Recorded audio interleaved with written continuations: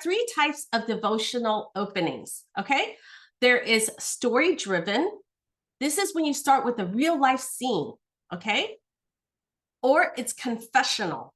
This is where you start with an emotion or something honest that you're feeling, okay? And third is life tips. This starts with a relatable struggle or list, okay? So these are the three types of devotionals that I have written. I put them in three categories. Now, you don't have to write all three. I want you to just kind of choose which one you feel is most natural to you right now.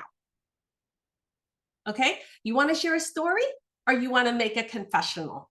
Or maybe you want to offer some life tips because you're in a certain life situation. Now, here's the secret. You can put any devotional in any three of these formats. So you got to choose the one that you feel most natural to share. This is the whole important takeaway I want you to get from everything I share, is that what speaks to you, because that's how you're going to be able to write. I was sharing I had panic attacks, I've had anxiety. That means I have to write what's easiest for me. So don't try to fit yourself in a form or a mold, okay?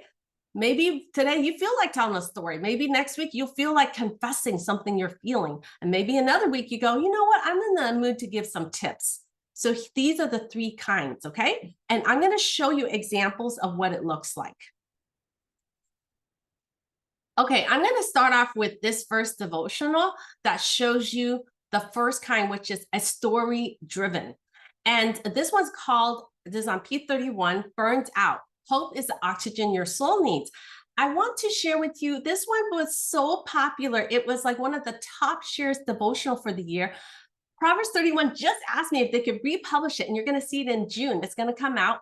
And I wanted to show you this one because this one is a great example to show you what resonates. So the first thing you do when you want to tell a story is you want to immediately, oh my goodness, my slides are so sensitive. Okay. They're just going back and forth. Okay, so first, when you start out with your story, you have to start immediately with the problem, sisters. There's no wrapping up, okay? What is the problem that's happening in your story? What's the conflict? My hair is falling out. That's gonna hook your reader right away. Like, oh my gosh, why is her hair falling out?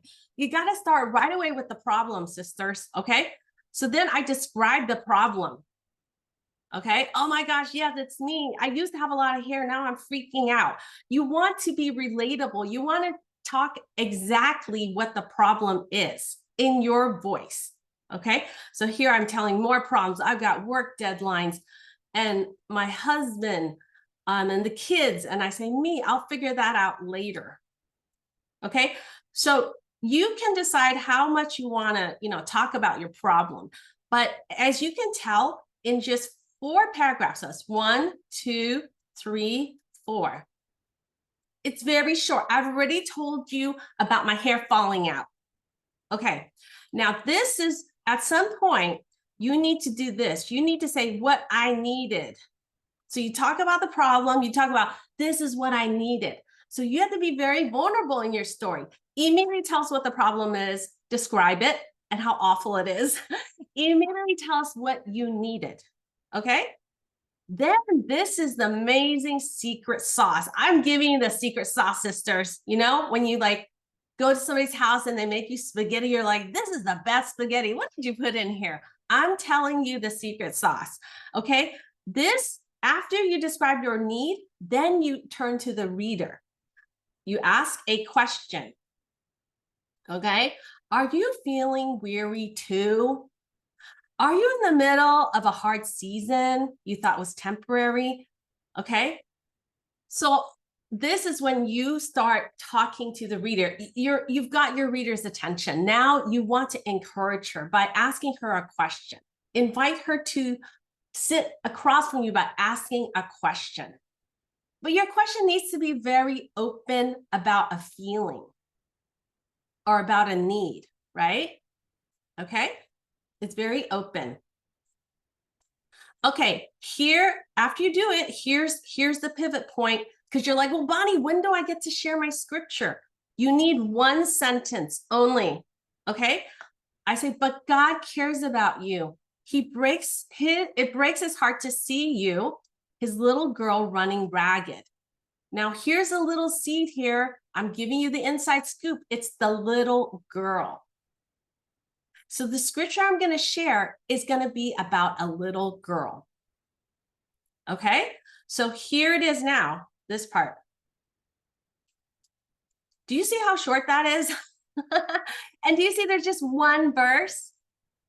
One verse. Okay, so I say, there's a story of a little girl in the Bible who everyone thought was gone forever as she lay on her bed. Everyone lost hope, just like I had.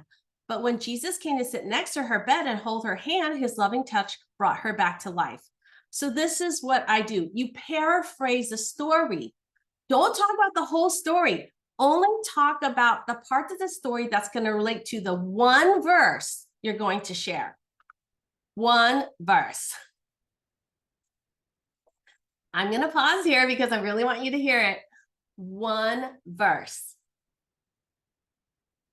Okay, now later on, as you get used to this rhythm, writing short devotionals, you can have maybe 2 or 3. Okay, but this is where I always start. Even if I'm going to share 2 or 3 verses, I always start with 1, because later on, as you write your devotional, you may find out you need to cut words.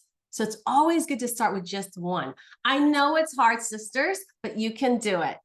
You know, Mary, when there's a story of Mary and Martha, what did Jesus say that Mary did well? That was so life-giving for her. Jesus said, only one thing is needed, and Mary chose it. So only one verse that's life-giving to you. And then the only 2 or 3 sentences, you're going to kind of paraphrase what's going on in the story. Does that make sense? Okay, let me go back, because I had to like kind of make sure you really got encouraged to pick one verse. Okay, so there's the paraphrase, there's the one verse, and then right after the one verse, you're only going to say it in 2 sentences. I say, Jesus didn't tell her to go greet the crowd. Jesus didn't tell her to go do her chores. Instead, Jesus focused on her well-being. It's important to God we nourish our bodies. Okay, so after you give the verse, you can then give your this is like the gold nugget. Okay, this is why that verse means something to you, but you only say it in 2 or 3 sentences. Why it's meaningful, why it'll address the need. So here's the need, right? Here's the verse, the scripture, and this is the why. Okay, why this will meet this need. Okay. All right. Big breath, everybody. Let's exhale. Inhale. Okay, so there's the part that I told you is the Bible verse part. Okay, it's like it's a sandwich. The sandwich is you're gonna paraphrase. You have the meat. You have the meat. Oh my goodness. Okay, you have the meat of the sandwich, and then you're gonna tell people why this is so beautiful, so encouraging, so helpful. Okay, and then here's your aha. I call it the aha moment. This is how you transition to the last part of your devotional. The last part of your devotional is the takeaway, okay? So I say, first, here's some practical, start eating healthier. Second, I face my fear. Third, I prayed breath prayers. Now, before you get into the ending where you give practical tips or practical application or encouraging words that the reader can use. You need an aha, okay? This is the secret sauce again, okay?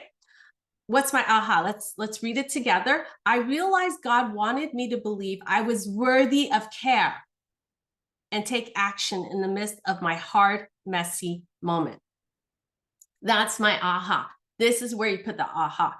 So this part here, this last part here is all the reader. This is like when you hold your reader's hand, like you're having tea with your friend. You're holding your hand. You're like, okay, try these things. You know, these will be very helpful. They helped me. Now just remember these things. Okay, 1, 2, 3. Okay, so that is the anatomy of a short form devotional. All right, so at the end, it's all about the reader. Because now she trusts you. You're honest with her about your own problem, your own need, your own emotional situation. Then you gave her a sandwich, a really delicious sandwich.